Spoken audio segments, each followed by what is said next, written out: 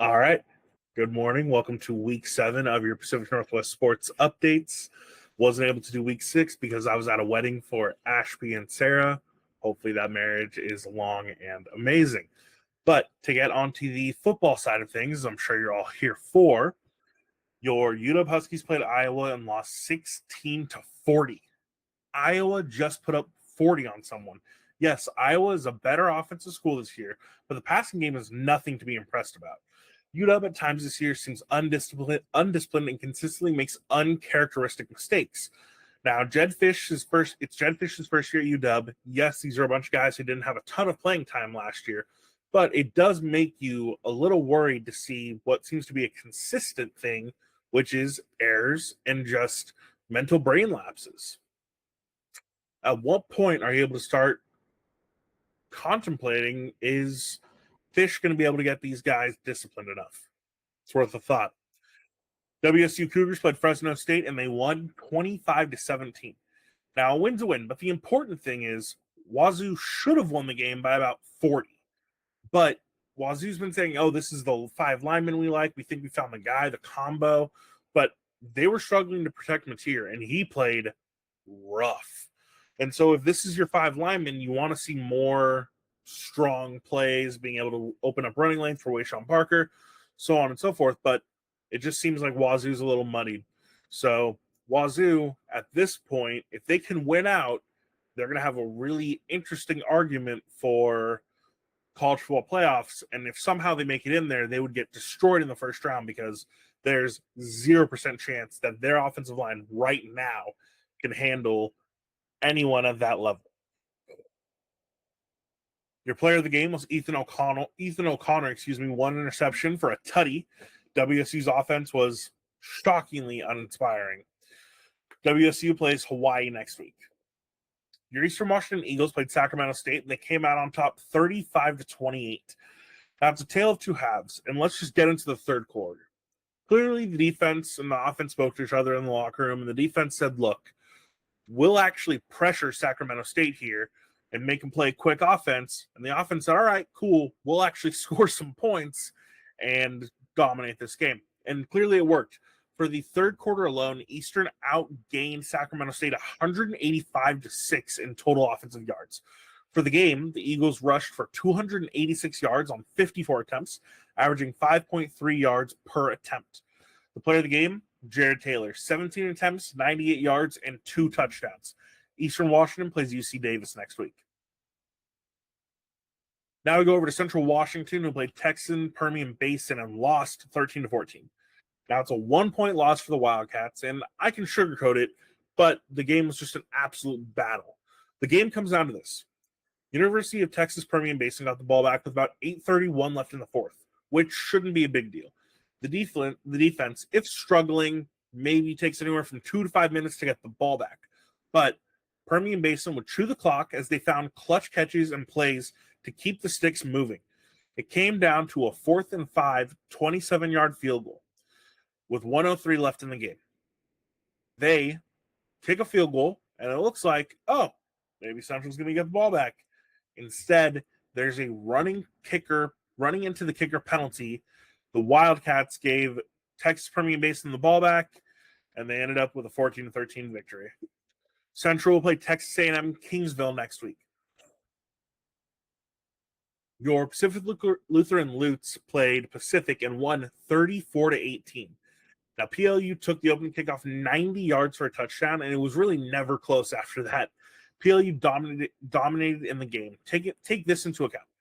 PLU racked up 371 yards on the day, including 221 on the ground, averaging 5.7 yards per rush and scoring 4 touchdowns through the ground.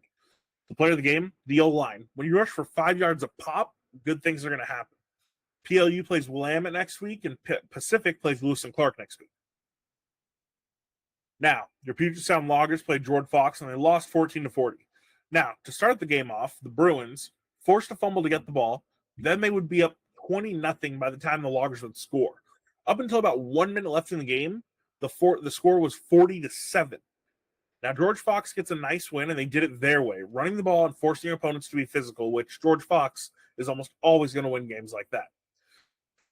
Player of the game, Taylor Saban. 4 catches, 109 receptions, 9 rushes, 50 yards, and 2 touchdowns. Puget Sound plays Whitworth next, and George Fox plays Linfield next. Now, your Whitworth Pirates played Willamette and won 48-0. Whitworth would be up 35-0 heading into halftime, and it was over from there. Player of the game, Ryan Blair. 17 of 22 for 304 yards and 4 touchdowns. Whitworth will play Puget Sound next week. Willamette will play PLU next week. Over to the lovely state of Oregon, where we had your Oregon Ducks play at Ohio State. And wow, they won 32-31. Now, this is a classic top 5 matchup. Number 3 Oregon facing number 2 at the time, Ohio State. And where do we even start? I think the easiest thing is in the opening drive, Ohio State flies down the field. They score. They're up 7-0. But there was a clear missed call, which should have been an interception that Oregon ends up getting. And every time it looked like Ohio State was about to pull away, Oregon would pull something off and get a little bit closer. And every time it looked like Oregon maybe swung momentum, Ohio State would catch back up. This is the type of football you wish you could watch every single day. Just an absolute battle from 2 of the best teams in the nation, and Dan Lanning got the best of Ryan Day.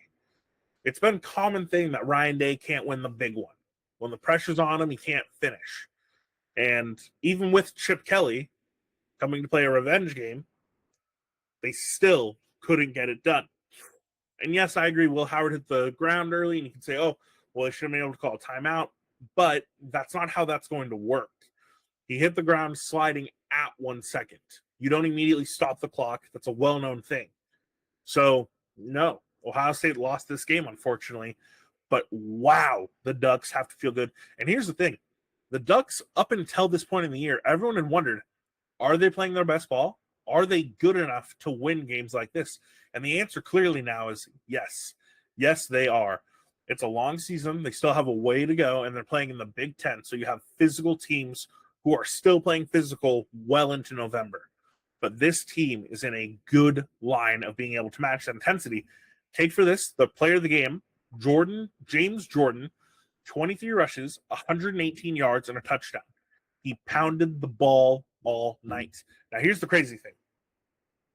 Oregon plays Purdue next week. And by the way, Purdue, at night, at Purdue, some people call that a trap game. We've seen it multiple times, really in the late 10s when Ohio State would go to Purdue and they'd get knocked off. Different schools would go to Purdue and get knocked off.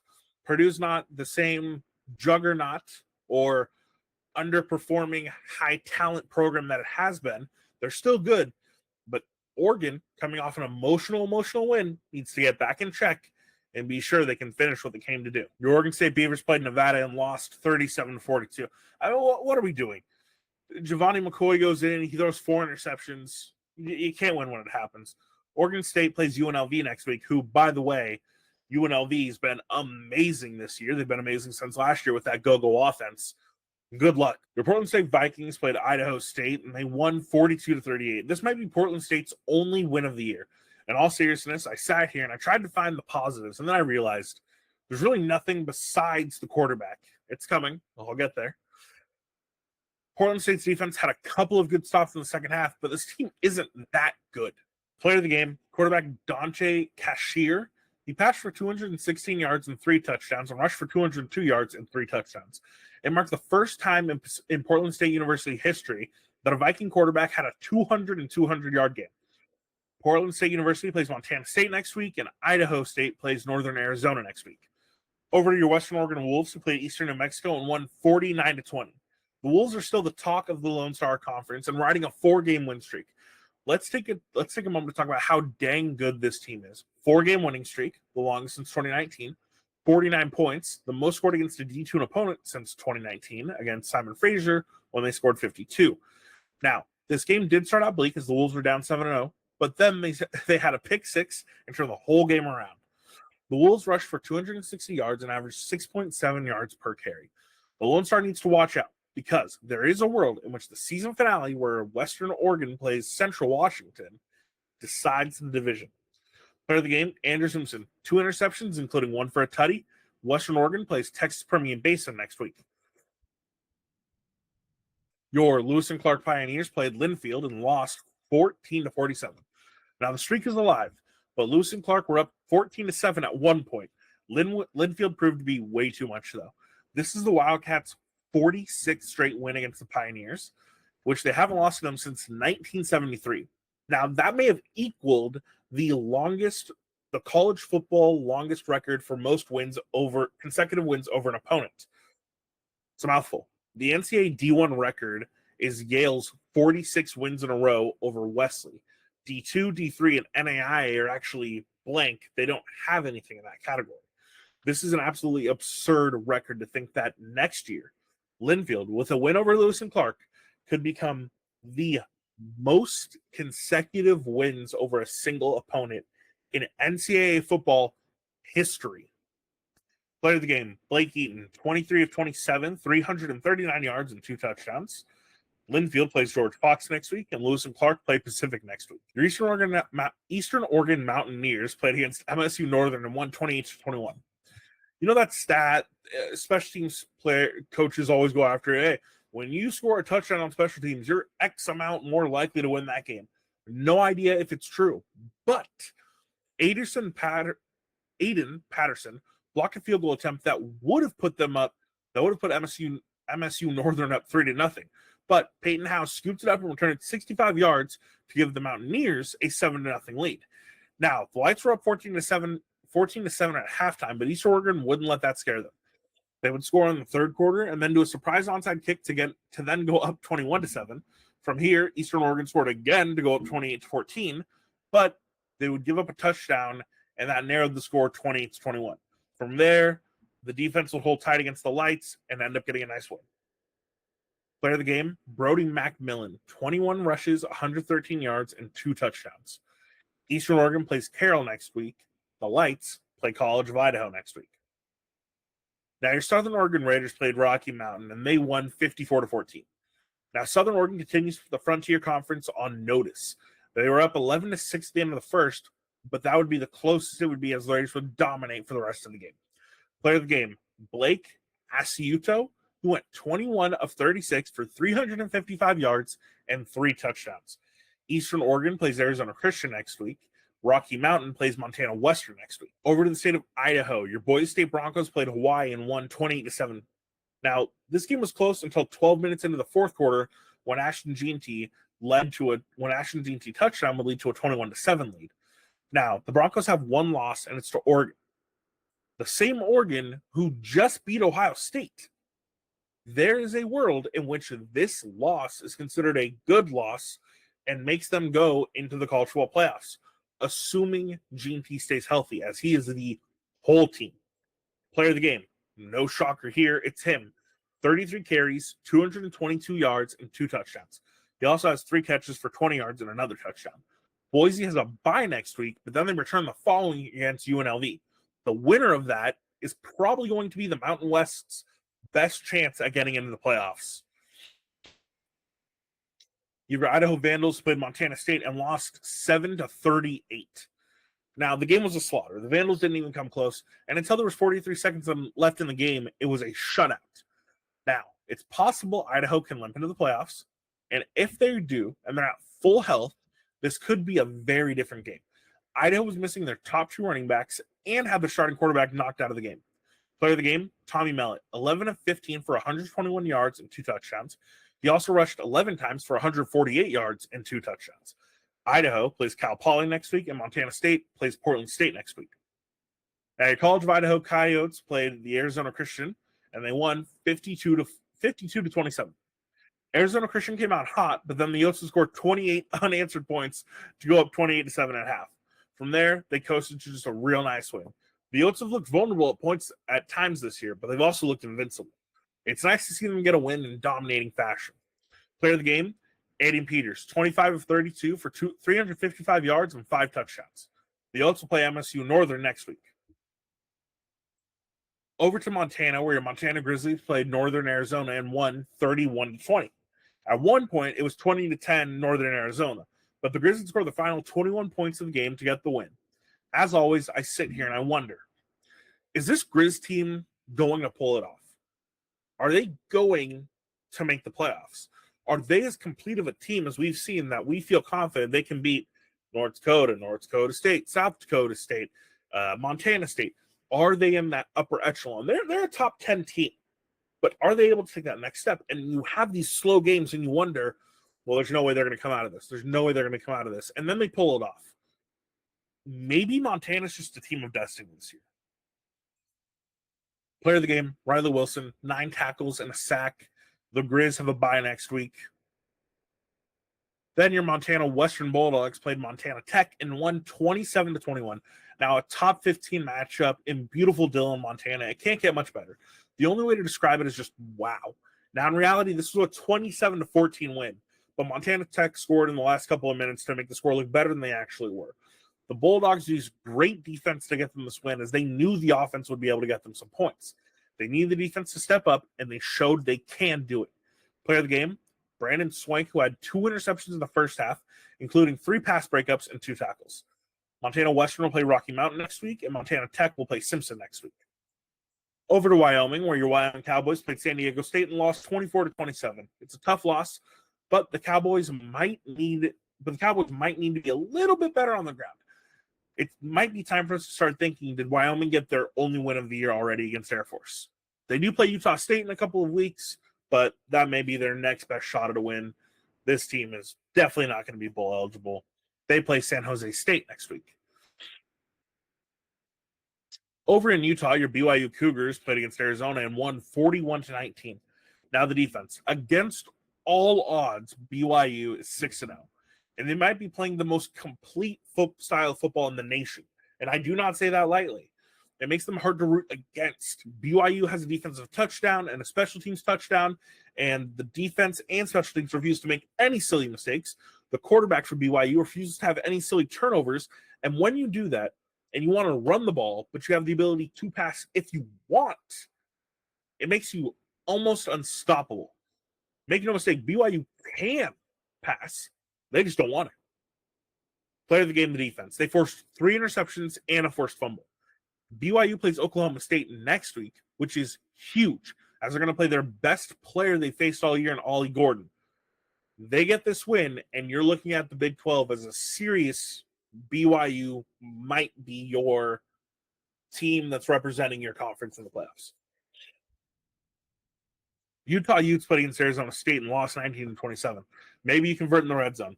Maybe you actually speak confidently like, hey, Cam Rising's not going to be playing. At this point, it doesn't matter what Kyle Whittingham says. Oh, he could. We won't give you an update. He's not playing. Okay?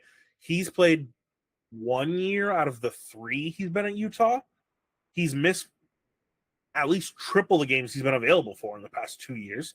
I get he has a serious knee injury he's rehabilitating. I get he has a hand injury. We don't know what's coming. What I'm saying is, why doesn't Utah have a backup quarterback they feel confident in? Because it just doesn't look like they do. And then they lose these games, and you just sit here and you go, what's going on? Utah was supposed to dominate in the Big 12 and be their playoff guy that they can finally get. It's BYU's the person you're going to get. Utah can't get into the playoffs anymore. It's definitely just not going to happen.